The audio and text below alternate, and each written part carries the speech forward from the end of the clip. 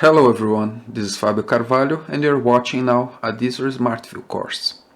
Today's topic is Object Template. We'll talk about the templates and we'll create a gauge using its functionalities, including the onChange script.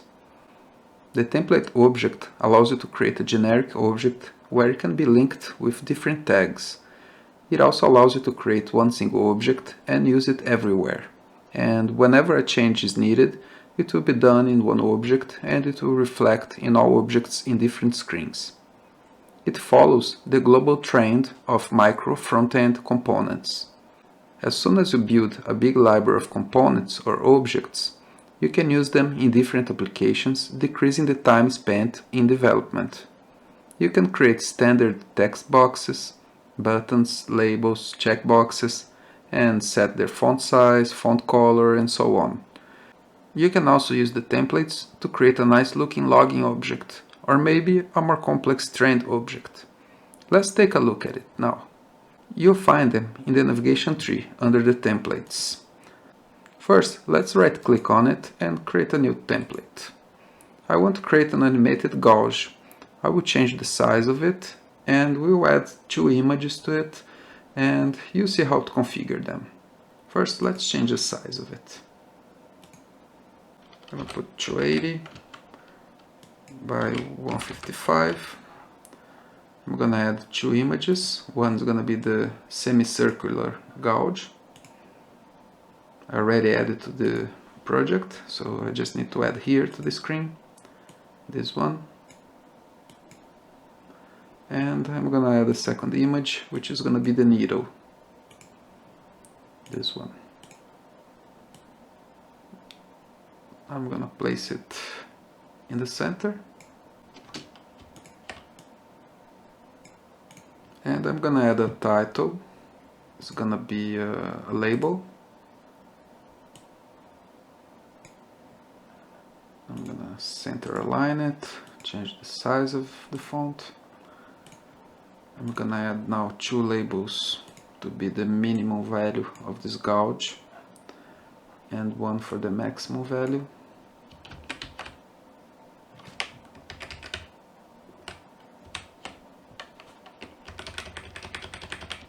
And the last label is gonna be the value itself for the gauge.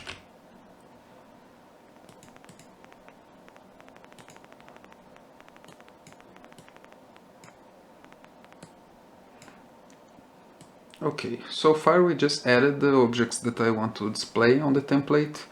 And if you already took the course about the screen tags, you will see that they are very similar.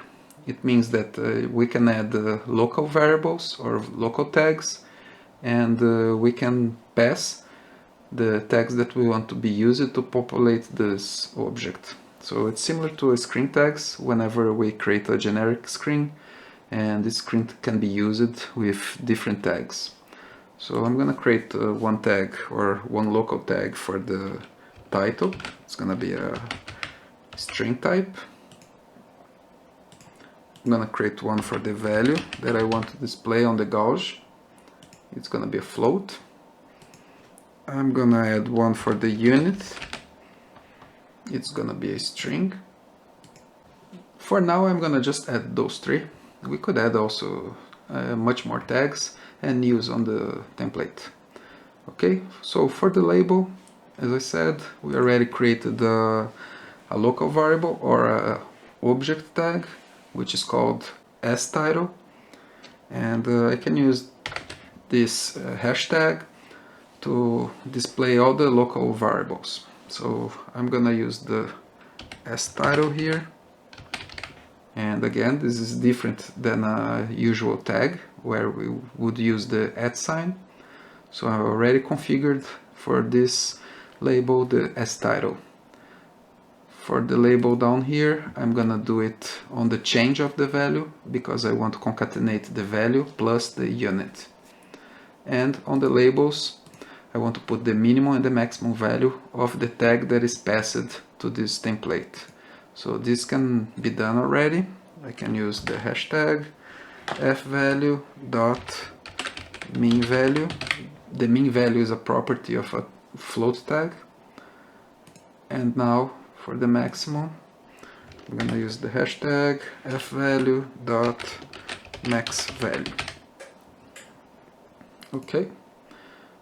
For the label, I want to concatenate, as I said, so let's create a script on change. Every time the value of this tag changes, it's gonna be triggering a script that I can select from the template. And let's go back to the object tags, and now we can use these scripts. So let's click on change. And I already prepared the script. I'm just gonna copy and paste, and we can talk about it. It's basically a script written in C#, where I'm getting the value of the float tag that I can pass depending on what tag I selected to use. And I'm just casting to a double here. I'm getting the unit as a string, and I'm concatenating to a label value. So I need to use this name of label to the label here. And I'm also using the image needle and changing the angle according to this calculation that I'm doing with the min value and the max value. Okay, so let's just click OK. Remember this name, image needle, and the label value. I'm gonna click OK now. So this is gonna be the label value, and the needle is gonna be image needle. Okay, so that's what we need to do. I'm gonna just save this template as a semicircular gouge, and I'm gonna save it. Done. So right now we have two templates, one that I prepared in the past, which is just a clock. As you can see, we have seconds, minutes, and hours, and we can just pass these values of those tags. And I have the semicircular gouge now. So let's close it, and we can choose a screen to use it. I'm gonna choose the process.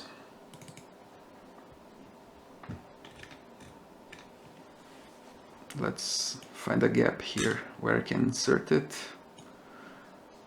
Well, I'm gonna create a new screen for that.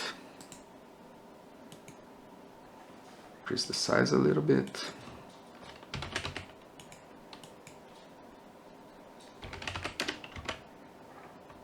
And we can insert the templates now. I just need to click on the Advanced Objects template. It's gonna show me the ones I have. Just select one and click on the screen. And I have one instance. And I'm gonna add a second one. And now I have two instances.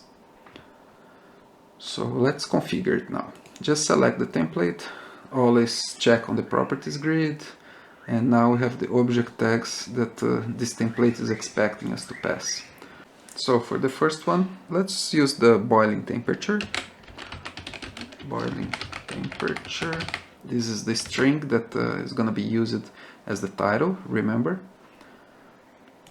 The value is going to be boiling temperature. And the unit is going to be Celsius. For the second one, let's use the boiling volume.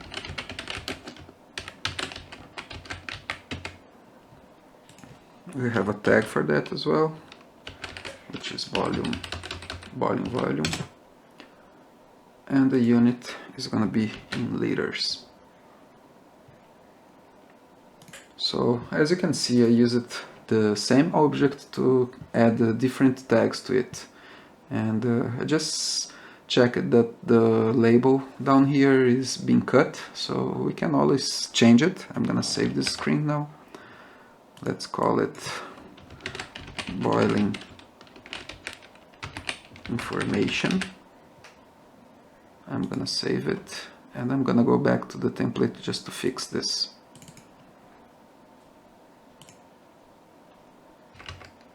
Okay, just move it a little bit up.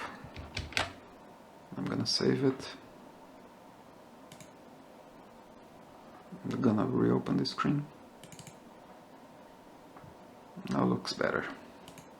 So actually this screen is too big. I'm gonna decrease its size a little bit.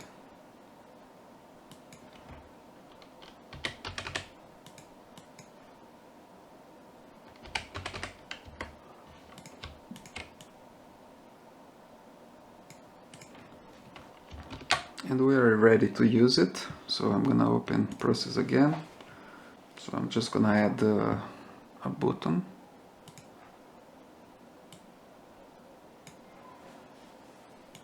I'm gonna call it info. And whenever I click it, I want to open that screen. So sv graphics.open, and the name of the screen is boiling information. Let's save it and let's run.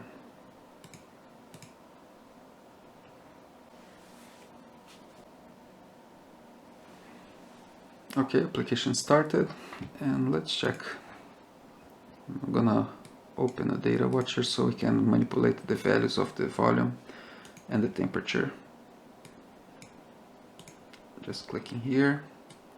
As you can see, we have the minimum value of the gauge, the maximum value, and the same thing for the volume. We still don't have the F value since it didn't change its value.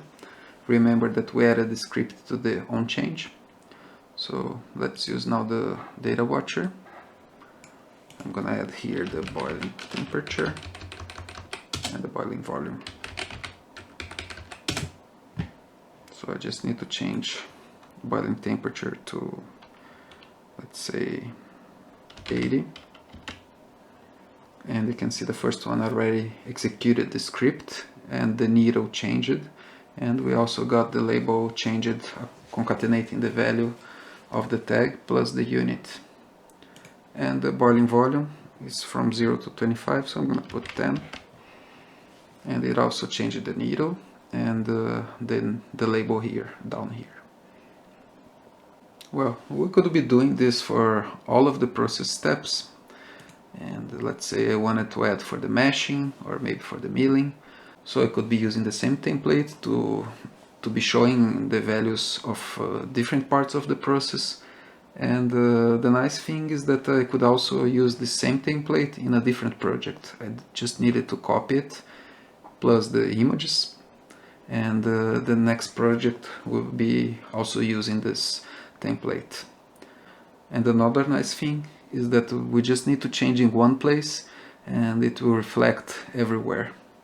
And as I said in the beginning, this is very common for micro front-end components.